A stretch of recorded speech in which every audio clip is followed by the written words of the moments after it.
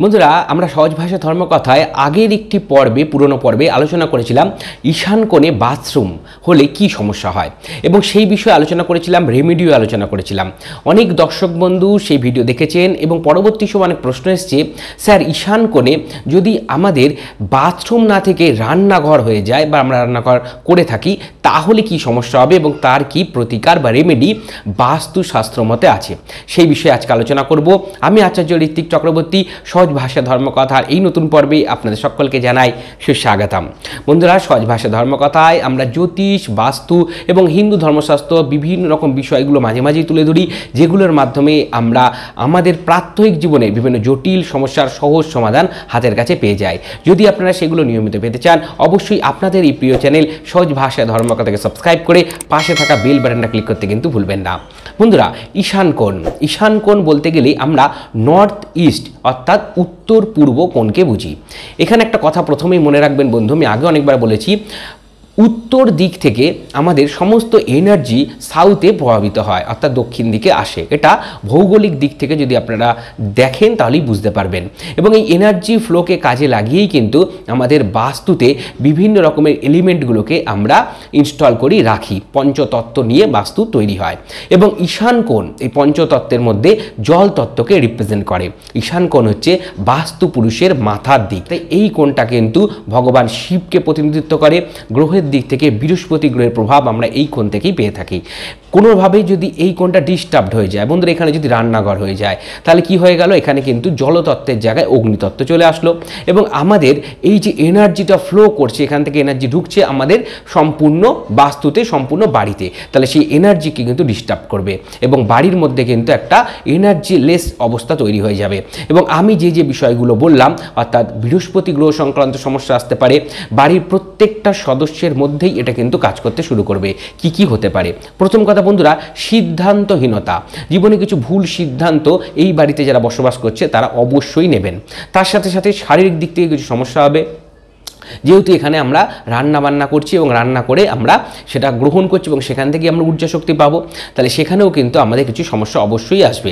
এবং যে এই বাড়িতে যারা পড়াশোনা করছে, যেহেতু বৃহস্পতি গ্রহ ডিস্টার্বড হবে, তাহলে অবশ্যই পড়াশোনার দিক থেকেও কিন্তু কিছু সমস্যা আসবে আসতে পারে।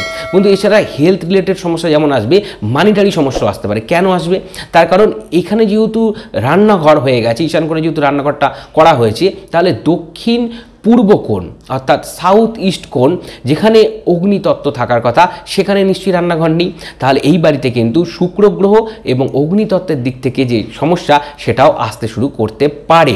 সেটা দেখতে হয়, বাস্তু ভিজিট করে দেখে নিতে হয়, কিন্তু সম্ভাবনা বেশি মাত্রাই থাকে এবং সেক্ষেত্রে কিন্তু অর্থনৈতিক দিকে ডিস্টারবেন্স হওয়ার একটা প্রবল সম্ভাবনা থাকে এবং এই বাড়িতে আয় উন্নতি কিন্তু কমে যেতে পারে। তাহলে সেই ক্ষেত্রে অবশ্যই বাস্তুগত রেমেডি প্রতিকারের দরকার আছে। আমি আজকে কিছু প্রতিকার বলবো যেগুলো আপনারা না ভেঙে, রান্নাঘর না ভেঙে নিজেরাই কিছু সামান্য এদিক সেদিক করেই কিন্তু সেই প্রতিকারগুলো নিজেরাই করতে পারবেন। এবং যেহেতু দেখছেন সহজ ভাষা ধর্মকথা, হাতের কাছে থাকা দ্রব্য দিয়েই সহজভাবেই আপনারা এই প্রতিকার করে তার বেনিফিট নিতে পারবেন। এবং এই যে সমস্যাগুলোর কথা বলছিলাম, অর্থাৎ রোগ, অর্থনৈতিক কষ্ট, বুদ্ধি সঠিক জায়গায় বুদ্ধি প্রয়োগ না করতে পারা, পড়াশোনায় ডিস্টারবেন্স হয়ে যাওয়া, বাড়িতে রোগ ব্যাধি বেড়ে যাওয়া, বিশেষ করে যারা এই রান্নাঘরটা বেশি মাত্রায় ইউজ করছেন, রান্না করছেন মহিলা, তাদের রোগ ব্যাধি বেড়ে যাওয়া, এই সংক্রান্ত সমস্যা থেকে আপনারা কিন্তু বেরিয়ে আসতে পারবেন। প্রথমে বন্ধুরা বলবো যে এই রান্নাঘরের আমরা তো একটা বাস্তুগত দিক থেকে অবশ্যই বুঝতেই পাচ্ছি যে এখানে ঈশান কোণে রান্নাঘর হওয়ার সঠিক কাজ হলো না। তাহলে এই রান্নাঘরটার মধ্যে কিছু ব্যবস্থা আমাদের ঠিকঠাক করে নিতে হবে।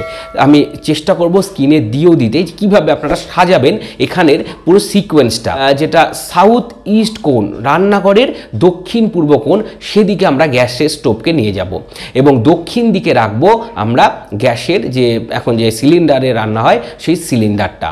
এটা কিন্তু প্রথম দিক আপনাদের খেয়াল রাখতে হবে।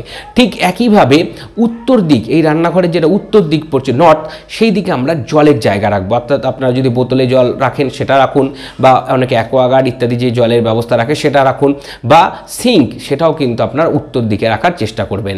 এছাড়া বন্ধুরা স্টোরেজ, অর্থাৎ এই রান্নাঘরে যে স্টোরেজ হবে যেখানে আপনারা জিনিসপত্র রাখেন, রান্নার সামগ্রী, সেটা দক্ষিণ দিকে করবেন। আর ফ্রিজ ইত্যাদি অনেকে রাখে রান্নাঘরে, সেটা আমরা চেষ্টা করব একটু দক্ষিণ পশ্চিম দিকের দিকে রাখতে। তাহলে এইভাবে আমরা পুরো রান্নাঘরের যে সিকোয়েন্সটা সেটা প্রথমে সাজিয়ে নেওয়ার চেষ্টা করব। এছাড়া বন্ধুরা এবার আসতে হবে রান্নাঘরের রঙের দিকে। এই রান্নাঘরের রং সবসময় চেষ্টা করবেন একটু হালকা রাখার, বিশেষ করে যদি অফ হোয়াইট রাখতে পারেন খুব ভালো, বা আপনারা ইয়েলো সেট ব্যবহার করতে পারেন, হলুদ রং আপনারা অবশ্যই রাখতে পারেন। বন্ধুরা, এই রান্নাঘরে যে টালি আপনারা ইউজ করবেন, রান্নাঘরে যে টালি সেটা আপনারা এইভাবেই ইয়েলো, অফ হোয়াইট বা গ্রিন টালি রাখতে পারেন। আর অত্যন্ত গুরুত্বপূর্ণ যে বিষয় সেটা হচ্ছে রান্নাঘরের স্ল্যাব, যার উপরে গ্যাসটা রেখে রান্না হচ্ছে, এটা কিন্তু সবসময় আপনাদের গ্রিন করতে হবে, সবুজ রঙের স্ল্যাবই ব্যবহার করতে হবে বন্ধু। অন্য কোনো রং এখানে কিন্তু স্ল্যাবে আপনারা ইউজ করবেন না। তার কাঠের যে সমস্ত জিনিসগুলো আছে, স্টোরেজ ইত্যাদি, সেগুলো আপনার কাঠের রং যেমন আছে সেরকম ব্যবহার করতে পারেন, অন্য রঙও ব্যবহার করা যেতে পারে, কিন্তু ব্ল্যাক একদমই এখানে ইউজ করবেন না, কোনোভাবেই ব্ল্যাক ইউজ করবেন না। রেডটাকেও একটু অ্যাভয়েড করার চেষ্টা করবেন এই জায়গায়। বন্ধুরা, এরপরে বলবো এই যে রান্নাঘর, এই রান্নাঘরে সবসময় কিন্তু আলো বাতাস যেন আসে সেটা খেয়াল রাখবেন। কখনোই এমনভাবে রান্নাঘর তৈরি করবেন না যাতে আলো বাতাস একদম আসছে না। সেই ক্ষেত্রে কিন্তু অবশ্যই চিমনি ব্যবহার করবেন। রান্নাঘরের যে চিমনি সেটা যদি আপনারা অ্যাফোর্ড করতে পারেন তাহলে অবশ্যই চিমনি লাগিয়ে এই রান্নাঘর ব্যবহার করা উচিত। এছাড়া বন্ধুরা, এক্সস্ট ফ্যান, এটাও আপনারা এখানে যারা চিমনি লাগাতে পারবেন না তারা এক্সস্ট ফ্যান আপনারা ব্যবহার করার চেষ্টা করুন। আর যারা আরও অ্যাডভান্স চিন্তা ভাবনা করছেন যে এসি লাগাতে পারবো আমি, তাহলে অবশ্যই আপনারা এসিও লাগাতে পারেন এই রান্নাঘরে, এবং সেই এসির যে পয়েন্ট বা সিকোয়েন্সটা থাকবে সেটা কিন্তু একইভাবে দক্ষিণ পূর্ব কোণের দিকে লাগাবার চেষ্টা করবেন, ওই ওয়ালগুলো ব্যবহার করার একটু চেষ্টা করবেন। এইভাবে আমরা রান্নাঘরটাকে প্রথমে ব্যবস্থিত করে নেব। এরপরে বন্ধুরা, একটা ভীষণ ইম্পর্টেন্ট পয়েন্ট আছে, সেটা হচ্ছে এই রান্নাঘর যখন আপনারা ব্যবহার করবেন তখন দুটো জিনিস অবশ্যই এখানে রাখার চেষ্টা করবেন। প্রথম কথা, এখানে অবশ্যই আপনারা একটা হলুদ রঙের স্বস্তিক চিহ্ন আঁকবেন, এবং এই যে ডাইরেকশনটা হবে সেটা হচ্ছে নর্থ বা নর্থ ইস্ট ডাইরেকশন, অর্থাৎ রান্নাঘরের উত্তর বা উত্তর পূর্ব কোণে আপনারা একটা হলুদ রঙের স্বস্তিক মানে এঁকে দিন। এছাড়া বন্ধুরা, এই ডাইরেকশানেই আপনারা একটা অন্নপূর্ণা মায়ের ছবি রাখবেন। অন্য কোনো দেবদেবীর ছবি কিন্তু এখানে ঈশানকোণ বলে রেখে দেবেন না, শুধুমাত্র অন্নপূর্ণা মায়ের ছবি যদি আপনারা রাখতে চান রাখতে পারেন, না হলে আপনার স্বস্তিক চিহ্নই ব্যবহার করুন। এছাড়া একটা মাটির পাত্র নেবেন, মাটির পাত্রে জল পূর্ণ করে গোলাপ জল মেশাবেন এবং একটু গোলাপের পাপড়ি মাঝে মাঝে দিয়ে ওটাকে রাখবেন। বেশি মাত্রায় যদি গোলাপ সংগ্রহ প্রত্যেক দিন সম্ভব না হয় তাহলে গোলাপ জল ইউজ করবেন, গোলাপ জল দিয়ে রাখবেন এবং নিয়মিত এটাকে বদলে দেবেন। এইভাবে যদি এখানে আমরা মাটির পাত্রে গোলাপ জল রাখতে পারি তাহলে এই ডাইরেকশনের যে নেগেটিভিটি, যে জলতত্ত্বের ইনব্যালেন্স, সেটাও কিন্তু বুঝতেই পারছেন আমরা অনেকটাই কাটিয়ে নিয়ে আসতে পারবো। বন্ধু, এরপরে বলবো এই জায়গাটা, অর্থাৎ এই যে আমরা ঈশান কোণে যে আমরা রান্নাঘর করে ফেলেছি তার যে নেগেটিভ এফেক্ট সেটা কিন্তু দক্ষিণ পূর্ব কোণ দিকেও পড়ছে, তাহলে সেখান থেকেও কিন্তু আমাদের কিছুটা শক্তিকে নিয়ে আসতে হবে, অগ্নিতত্ত্বকে ঠিক জায়গায় রাখতে হবে। তাহলে কি করব, দক্ষিণ পূর্ব দিকে আমরা একটা, দক্ষিণ পূর্ব আপনার বাড়ির যে দক্ষিণ পূর্ব দিক বলছি তার কথা বলছি, পুরো বাড়ির দক্ষিণ পূর্ব, সেখানে আপনারা একটা লাল রঙের বাল্ব জ্বালিয়ে দিন, বেশিরভাগ যতটা সম্ভব জ্বালাবার চেষ্টা করুন। সন্ধ্যেবেলার দিকে যদি ওই কন্ডিশনে থাকে, দক্ষিণ পূর্ব আপনার সেই কন্ডিশনে থাকে যে প্রদীপ জ্বালানো সম্ভব, তাহলে ওখানে ঘিয়ের প্রদীপ আপনারা ঘন্টা দুয়েকের জন্য জ্বালাতে পারেন, নিয়মিত কিছুদিন অন্তর এইভাবে জ্বালিয়ে ওই জায়গাটাকে চার্জ রাখতে পারেন, কিন্তু অবশ্যই লাল বাল্বটা জ্বালিয়ে রাখার চেষ্টা করবেন। আর ওই ডাইরেকশন অর্থাৎ দক্ষিণ পূর্ব দিকেও একটা লাল রঙের সিঁদুর গুলে একটা স্বস্তিক চিহ্ন ওখানে আঁকুন, তাহলে এখানে আমরা লাল রঙের স্বস্তিক ব্যবহার করব। বন্ধুরা, এরপরে বলবো যে এই যে রান্নাঘর, যেটা আপনারা ঈশান করে রান্নাঘর হয়ে গেছে, সেখানে কিন্তু বেশিরভাগ আপনারা স্টোরেজ করার চেষ্টা করবেন, অর্থাৎ প্রচুর দিনের সামগ্রী কিনে এনে রেখে দিয়েছেন, এঁঠো বাসন কাসন ঢুকিয়ে রেখে দেন, বা প্রচুর বাসনও আপনার স্টোর করছেন, এরকমভাবে এটাকে করবেন না, কারণ ঈশান কোণ হালকা রাখা উচিত, ঈশান কোণ ভারী করা উচিত না। তাহলে অল্প মাত্রায় স্টোরেজ করুন, সমস্যা নেই, কিন্তু দীর্ঘদিন বা 3-4 মাসের রেশনে ঢুকিয়ে রাখলেন সেটা এখানে রাখবেন না, অন্য কোনো জায়গায় রাখুন, সাউথের দিকে রাখুন, সাউথ ওয়েস্টে রাখুন, কিন্তু এইভাবে এখানে এসে এক গাদা জিনিসপত্র এনে ঢুকিয়ে রেখে দেবেন না। এই রান্নাঘরটাকে একটু হালকা রাখার চেষ্টা করবেন। এঁঠো বাসন কাসন, রাত্রেবেলার বাসন কাসন ফেলে রাখবেন না ঈশান কোণের রান্নাঘর যদি আপনার হয়ে থাকে। বন্ধুরা, এছাড়া ঈশান কোণের রান্নাঘর থাকলে আপনারা কিছু প্ল্যান্ট বা গাছ রাখতে পারেন এই রান্নাঘরে, যেটা এই রান্নাঘরের যে বাস্তুদোষ সেটাকে অনেকটাই কাটিয়ে দিতে পারবে। কি কি গাছ? জেট প্ল্যান্ট বলে একটা গাছ হয় সেটা রাখতে পারেন আপনারা, এরিক পাম বলে একটা গাছ হয় সেটা রাখতে পারি, পিস লিলি বলে একটা গাছ হয় অত্যন্ত সুন্দর গাছ, এই গাছ রাখতে পারেন, স্নেক প্ল্যান্ট রাখতে পারেন, এছাড়া বাম্বু প্ল্যান্ট যেটা অত্যন্ত কমন, সেই বাম্বু প্ল্যান্টও আপনারা রাখতে পারেন। এই কতগুলো গাছ ভীষণ পজিটিভ এনার্জি নিয়ে আসতে পারে আপনার ঈশান কোণে যদি রান্নাঘর হয়ে থাকে। বন্ধুরা, এই রান্নাঘর যারা ব্যবহার করবেন কখনোই দক্ষিণ দিকে মুখ করে কিন্তু রান্না করবেন না, সবসময় চেষ্টা করবেন পূর্ব দিকে মুখ করেই রান্না করতে। আর ঈশান কোণে যদি রান্নাঘর হয় সেই রান্নাঘরের মাথার উপরে বিম না থাকাই ভালো, যদি বিম থাকে তাহলে ফল সিলিং লাগাতে পারেন, দিয়ে বিমটাকে ঢেকে রাখতে হবে, কিন্তু কারণ বিম যদি রান্নাঘরের মাথার উপরে থাকে তাহলে কিন্তু ভীষণভাবে বিপজ্জনক হতে পারে। যারা এই রান্নাঘর ব্যবহার করছে তার হেলথ রিলেটেড ইস্যু কিন্তু আসতে পারে, শরীর স্বাস্থ্য ভীষণভাবে ডিস্টার্ব করতে পারে। বন্ধুরা, ঈশান কোণে যদি আপনার রান্নাঘর হয় তাহলে আমাদের কিছু গ্রহগত প্রতিকার অবশ্যই করা উচিত, কারণ বৃহস্পতি এখানে ডিস্টার্ব হবে, শুক্র এখানে ডিস্টার্ব হবে। এর জন্য কি করব?